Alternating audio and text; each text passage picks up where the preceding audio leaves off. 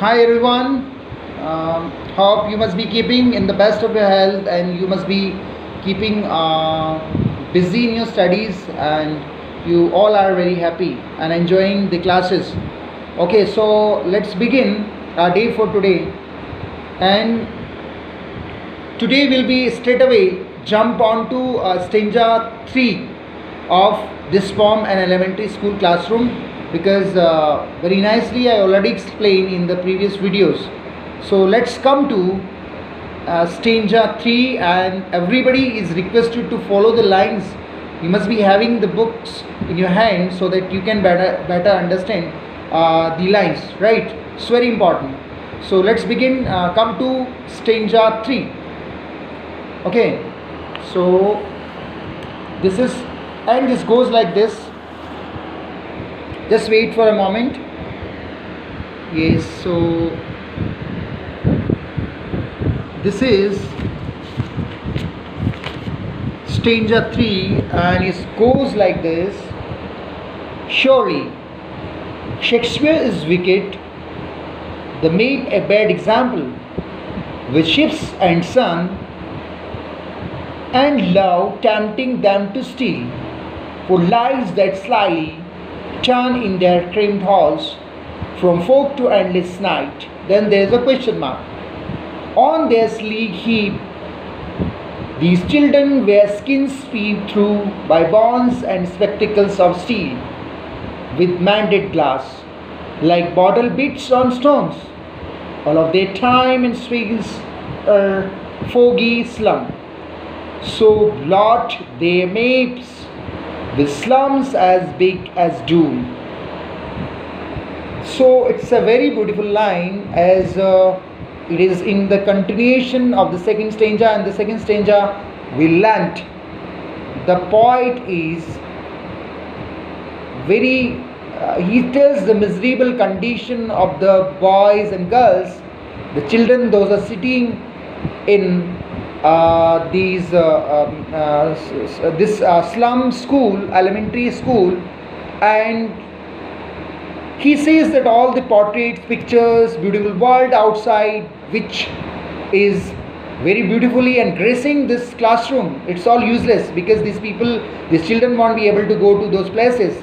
They won't be, they are not going to make any future because after maybe 5th or 8th standard, they will be getting into the profession which has been inherited by them. They may go for rag picking, they may be working at some tea stall, some restaurant, in factories, and this is how they will die one day. So there is no hope, there is no future. So in this continuation it says, surely Shakespeare is wicked, the made a bad example, with ships and sun and love tempting them to steal, for lives that slyly turn in their cramped halls from fog to endless night.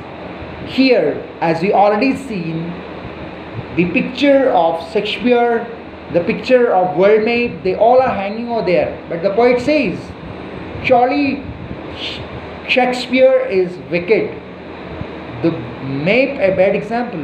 He says, what is the purpose of hanging and displaying the picture of Shakespeare? They won't get any motivation, they won't learn from Shakespeare, they don't need any Shakespeare at all, they don't need any map at all. They need the basic needs of their life, that is shelter, food, clothing and good education. They should be taught nicely in the school, and there should be a proper planning after the 5th standard. What will they do? Will they be able to make the future? Will they get to the higher education? So he says it's all useless whether it's Shakespeare's portrait, whether it's the map, and this is a bad example. There's no good of all these things. And he says, with ships and sun and love tempting them to steal. This beautiful wall which has been displayed over the walls, it is just tempting them, it is just attracting them, for lives that slyly turn in their cramped halls from fog to endless night. He says these pictures will just prompt them to, it just encourages them to steal. One day They will be tearing these pictures, they will be stealing, and they will be selling them out. So they are that much poor that they might go to that extent that they will steal these pictures and portraits, those who are hanging over there. It is just encouraging them to steal. So it's all useless for them. For lives that slyly turn in their cramped halls from fog to endless night. He says from fog to endless night. From fog to endless night. These cramped halls, he is comparing these hutments of the poor people, these poor children with cramped halls. He says from the morning to evening, from fog morning to evening, endless night. The night is endless, right?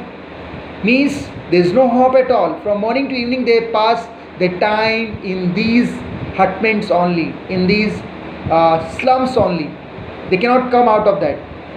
Next he says, on their slag heap these children wear skins peeped through by bonds and spectacles of steel with mended glass. He says, on their slag heap,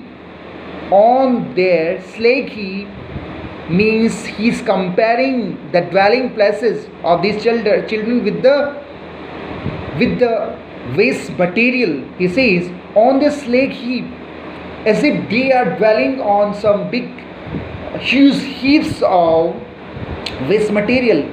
कूड़ा करकट के ढेर के ऊपर बैठे वैसा लगता है. On their slag heap these children wear skins peeped through by bonds, as if they are wearing skins, as if they are the skeletons and the skin is just wrapped around them, and spectacles of steel with mended glass, like bottle bits on stones.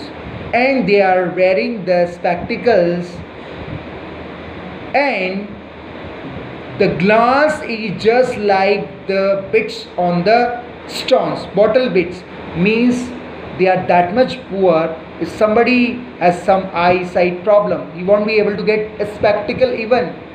It is also mended. So the poet is expressing his deep concern for their poor status, for their poverty. On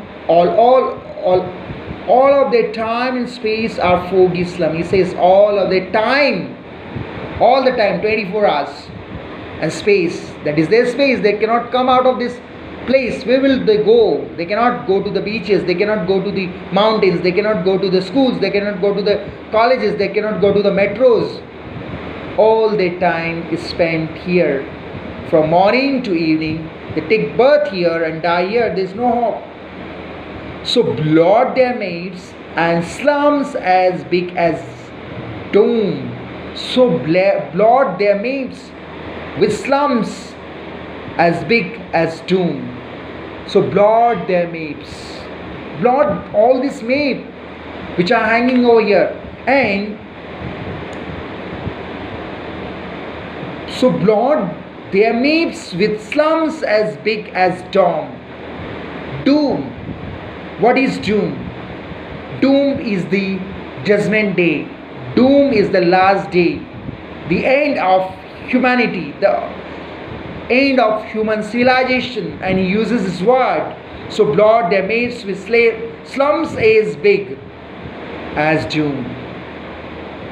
Blot these maids which are hanging. It's all useless, futile. There's no meaning for these children, those who dwell in these hutments, slum area, and going to the primary school. Next we'll be taking stanza 4. So come to that. It goes like this. And here finally he requests the governor, the inspector, visitor, through these metaphors he wants to convey to the humanity. It is the responsibility of the officers, authorities, government, and the civilized people, we people, those who are finding their days, those who are comfortable, rich people, they should help them out so that they can also make their future. The fourth stanza goes like this: unless gardener, spectre, or visitor, this may becomes their window, and these windows that shut upon their lives like catacombs, break or break open till they break the town, and show the children green fields, and make the world run azure on gold sings, and let their tongues run naked into books, the white and green leaves open, history, theirs whose language is the sun. So, in this concluding stanza, the poet urges the gardener, the inspector, the visitor. He wants to convey that these people must be helped. This way becomes their window, and these windows that shut upon their lives like catacombs break open till they break the town. This map, the map which shows all the countries with all its riches, it should be open to them. This map becomes their window. It must be a window for them. All their houses are closed. Means what is the implication is here? This map becomes their window. Means it must be a window. It must be an open door for them to come to this beautiful world which has been displayed over here on the walls. And these windows that shut upon their lives like catacombs, these windows are shut upon them. There's no way out of these slums, so they must be opened. They must be open doors for them to make their future. Here, very beautiful figure speech is here, that their lives like catacombs. Like catacombs. Their lives, the lives of these poor children are compared with the catacombs. Catacombs means the catacombs, like the where the dead bodies of the people are buried. Okay, so this is like that, catacombs. Break open till they break the town. Break open till they break the town. Break. B is repeated again and again. We find a beautiful example of alliteration over here. And show the children green fields, and make the world run azure on gold saints, and let their tongues run naked into books, the white and green leaves open history, theirs whose language is the sun.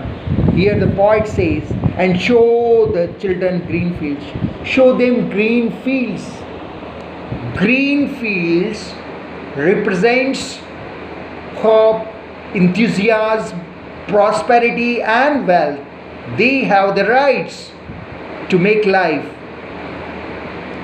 and make their world run azure on God's saints. He says their world run azure on God's saints. God's saints again presents the future, the prosperity, wealth and health. Means they should get the rights to make their future. And let their tongues run naked into books, the white and green leaves open, history, their whose language is the sun. They should make their own history. If they will succeed in their lives, they will make surely the history. Their history must be written. People must talk about them. They should touch those heights and targets as other people do. So finally, in this last stanza, the poet appeals to the society, the rich people, the government, the authorities, the bureaucracy, that these children must be helped out. School must be renovated. Good education must be supplied over there. Good education must be given over there, and they should be given proper food and shelter so that they can touch the heights, they can soar in the skies, and they can make their lives. This is all about this beautiful poem. So simply we can say This poem deals with the miserable condition of the poor children in the slum area, and the poet is seeking and requesting, asking the rights of these children that they must be provided with best education so that they can make future. It should not be like that. They should die, take birth. They are born in this poverty and die in poverty. They should touch the heights. They should soar in the skies. So this is all about this poem. In my coming video, I'll be touching upon some important questions, and you have to write the summary on the basis of your reading and joining this class. Okay, thank you so much. Bye everyone.